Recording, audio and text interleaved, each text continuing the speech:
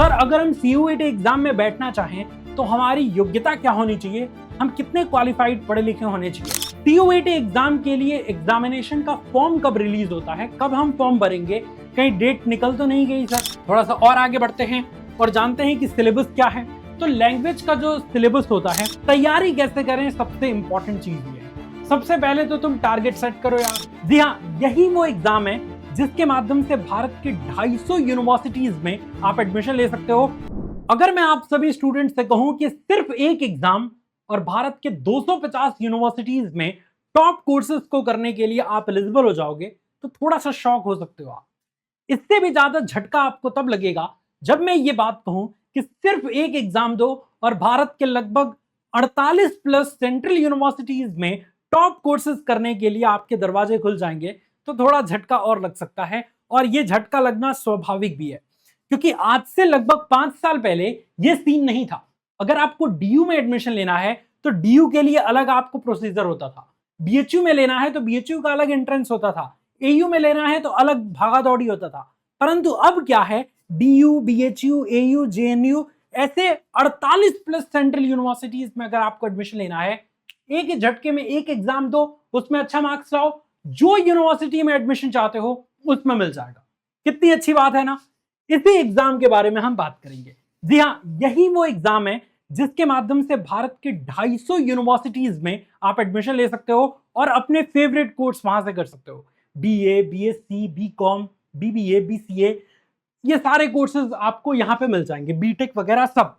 तो इस एग्जाम के बारे में जानना बहुत जरूरी है और आज हम इस एग्जाम के बारे में डिटेल से जानेंगे। इस एग्जाम के लिए एलिजिबिलिटी क्या है, एज लिमिट क्या है, सिलेबस क्या है, एग्जाम पैटर्न क्या है, एप्लीकेशन फॉर्म कब आएगा, एग्जाम कब होगा, ये सब चीज आज हम डिस्कस कर जाएंगे। तो एकदम तसल्ली से बैठ जाओ इस वीडियो को देखने के लिए और बहुत बढ़िया से इस वीडियो को देखना। इस एग्जाम के बारे में बताने वाला मैं कौन होता हूं। ये एग्जाम 2022 में सबसे पहले आया दोस्तों, और 2022 से मैं इस एग्जाम की प्रिपरेशन करने वाले बच्चों को फिजिक्स पढ़ाते आ रहा हूं। तो अगर आप हिंदी मीडियम के स्टूडेंट हो, सीयूईटी 2027 की तैयारी करने वाले हो, तो फिजिक्स आपको रोशन सर ही पढ़ाएंगे, इसी चैनल पे आपको मिल जाएंगे। ऐसे ही अगर आर्ट्स स्ट्रीम के स्टूडेंट हो तो आर्ट्स के बहुत सारे टीचर इस चैनल पे मिल जाएंगे, साइंस के स्टूडेंट हो तो साइंस के बहुत सारे टीचर आपको मिल जाएंगे। अब हम इसके ऊपर आते हैं और लगभग सारी चीजें जानते हैं।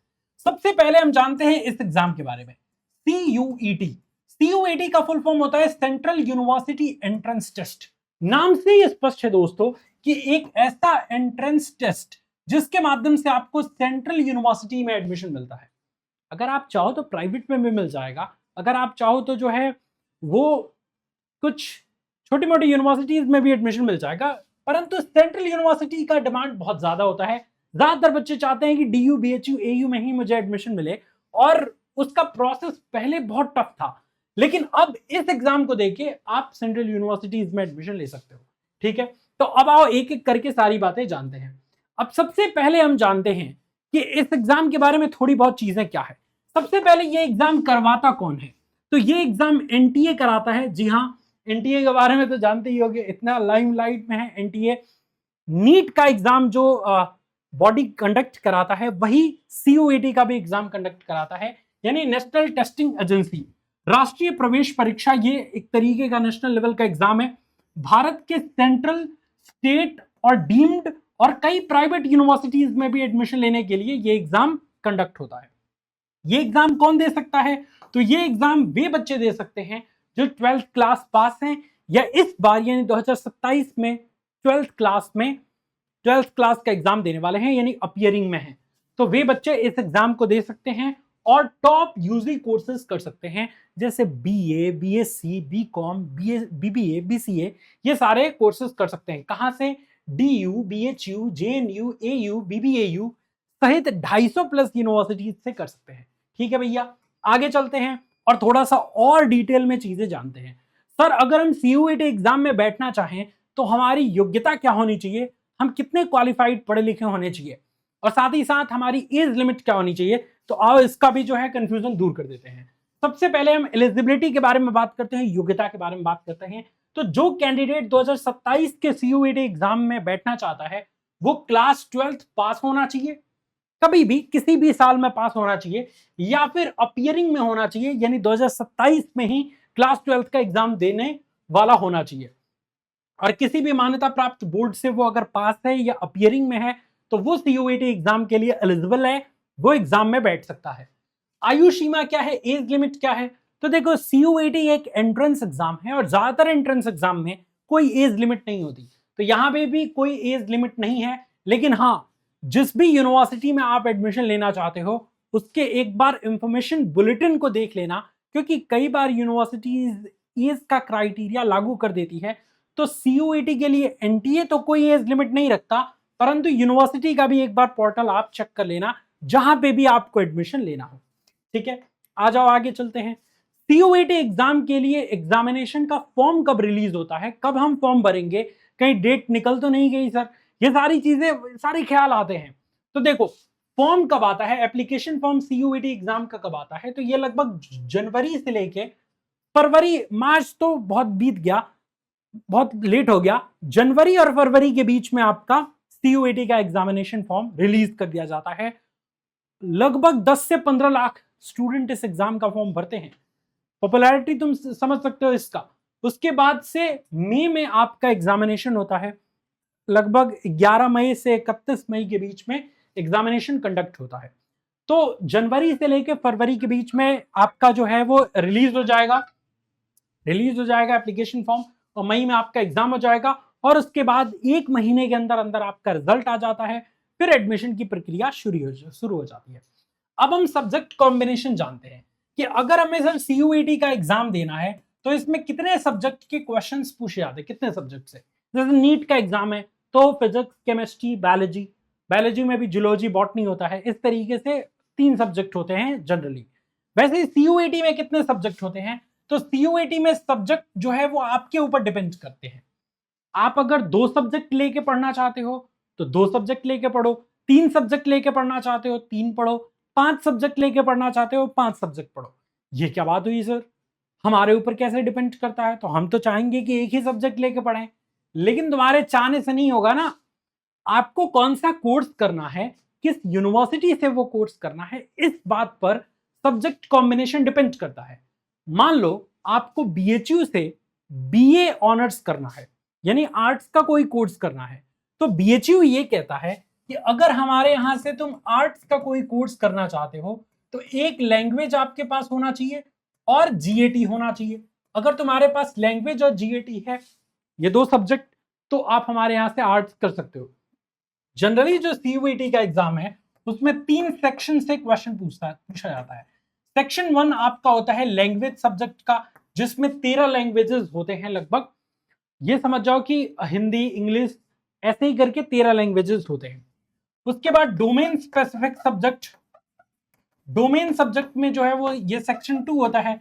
सेक्शन 2 में डोमेन सब्जेक्ट होता है। डोमेन सब्जेक्ट में मतलब 12th में जो सब्जेक्ट आपने पढ़ा है, जैसे साइंस वाले बच्चे physics, chemistry, mathematics, biology, arts वाले बच्चे पॉलिटिकल साइंस, हिस्ट्री, इकोनॉमिक्स, ये सब पढ़ते हैं ना, तो ये डोमेन सब्जेक्ट हो गया। और सेक्शन 3 जो होता है, सेक्शन 3 मतलब होता है जीएटी, जनरल एप्टीट्यूड टेस्ट। इसमें आपको logical reasoning, current affair, quant, GK, GS, इन सभी से क्वेश्चंस पूछे जाते हैं। तो ये 3 सेक्शन से प्रश्न बनता है। तो बीएचयू ये कहता है कि अगर हमारे यहां से आर्ट्स का कोई कोर्स तुमको करना है तो तुम सेक्शन 1 से एक लैंग्वेज ले लो और सेक्शन 3 से जीएटी ले लो। अगर ये 2 सब्जेक्ट तुम्हारे पास है तो हमारे यहाँ आर्ट्स के सारे कोर्सेज के दरवाजे खुले हैं, जो कोर्स लेना है उस कोर्स को तुम कर सकते हो। बीएचयू ये कहता है कि अगर आपको साइंस स्ट्रीम का कोई कोर्स करना है, जैसे बीएससी करना है अगर आपको, तो आपको क्या करना है, पीसीएम या फिर पीसीबी आपका होना चाहिए। लैंग्वेज और जनरल टेस्ट की कोई जरूरत नहीं है। डोमेन में 3 डोमेन सब्जेक्ट अगर लिए हो तो हमारे यहां से बीएससी कर सकते हो। समझ रहे हो बात? तो तुम्हारे इंटरेस्ट के ऊपर, तुम्हारे टारगेट के ऊपर डिपेंड करता है कि तुम किस यूनिवर्सिटी को टारगेट कर रहे हो और कौन सा कोर्स टारगेट कर रहे हो। उस हिसाब से तुम्हें सब्जेक्ट कॉम्बिनेशन पकड़ना होगा, तभी जाके काम चलेगा। अगर तुम चाहते हो कि बहुत झंझट ना हो, हमें समझ नहीं आ रहा कि कौन सा कोर्स सब्जेक्ट लें, कौन सा छोड़ें, तो एक ऐसा कॉम्बिनेशन मैं आपको बता रहा हूं जिससे लगभग सभी यूनिवर्सिटी के सभी कोर्सेज के लिए एलिजिबल हो जाओगे। तुम एक लैंग्वेज ले लो, सेक्शन 1 से एक लैंग्वेज ले लो, हिंदी या इंग्लिश, तुम्हारे ऊपर है, जो आसान लगे एक ले लो। 3 डोमेन सब्जेक्ट ले लो, जैसे अगर साइंस स्ट्रीम के स्टूडेंट हो तो फिजिक्स, केमिस्ट्री, मैथमेटिक्स ले लो, और जीएटी ले लो। 5 सब्जेक्ट का कॉम्बिनेशन बना, 5 सब्जेक्ट ले लोगे, किसी भी यूनिवर्सिटी में कोई भी कोर्स कर सकते हो। बीएचयू में मान लो अगर तुमको बीएससी करना है तो ये 3 सब्जेक्ट से कर सकते हो, 2 को छोड़ दो। अगर तुमको बीए का कोई कोर्स करना है तो ये 2 को ले लो, बीएचयू से बीए कर लो। अगर आपको दिल्ली यूनिवर्सिटी से कोई कोर्स करना है तो एक लैंग्वेज 3 डोमेन से तुम कर सकते हो। तो ये ऐसा सब्जेक्ट कॉम्बिनेशन है जिससे तुम लगभग सभी यूनिवर्सिटी में सभी कोर्सेज के लिए एलिजिबल हो जाओगे। तो उम्मीद है आपको समझ आया होगा। अब इस एग्जाम के पैटर्न के बारे में एक बार समझ जाते हैं। पैटर्न मतलब क्या कि ये एग्जाम किस मोड में होता है, तो कंप्यूटर बेस्ड टेस्ट के माध्यम से ये एग्जाम होता है। इस एग्जाम में जो क्वेश्चन पूछे आते हैं वो एमसीक्यूज क्वेश्चन पूछे आते हैं। सभी क्वेश्चन जो है वो ऑब्जेक्टिव टाइप के होते हैं। अलग अलग सब्जेक्ट की अलग अलग परीक्षा होती है, जैसे लैंग्वेज का अलग परीक्षा होगा, डोमेन में अगर फिजिक्स, केमिस्ट्री, मैथमेटिक्स लिए हो तो फिजिक्स का अलग पेपर होगा, केमिस्ट्री का अलग होगा, मैथमेटिक्स का अलग होगा। सभी जो है वो सब्जेक्ट की अलग अलग परीक्षा होती है। मीडियम जो है वो हिंदी, इंग्लिश और कई भाषाओं में भी इसका मीडियम होता है। मतलब पेपर अगर हिंदी मीडियम में देना चाहते हो तो हिंदी में क्वेश्चन आएंगे, इंग्लिश में देना चाहते हो तो इंग्लिश में क्वेश्चन आएंगे। 3 सेक्शंस होता है। सेक्शन 1 में लैंग्वेज, सेक्शन 2 में डोमेन और सेक्शन 3 में आपका जनरल एप्टीट्यूड टेस्ट यानी कि जीएटी होता है। तो ये उम्मीद है आपको समझ में आया होगा। जो क्वेश्चंस पूछे जाते हैं वो सभी सब्जेक्ट में 50 क्वेश्चन पूछे जाते हैं। एक क्वेश्चन आपका जो होगा, एक क्वेश्चन जो होता है वो +5 मार्क्स का होता है। और अगर आप गलत आंसर करते हो तो जो नेगेटिव मार्किंग वाला होता है सीन, नेगेटिव मार्किंग इसमें देखने को मिलता है। यानी अगर आप गलत क्वेश्चन का आंसर देते हो तो सही में जो +5 नंबर मिला है उसमें से 1 नंबर आपका कट जाएगा। तो ये सीन होता है, ये थोड़ा ध्यान में रखना। यानी टोटल अगर मार्क्स के बारे में बात करें, दोस्तों, तो 250 मार्क्स का आपका पेपर होता है।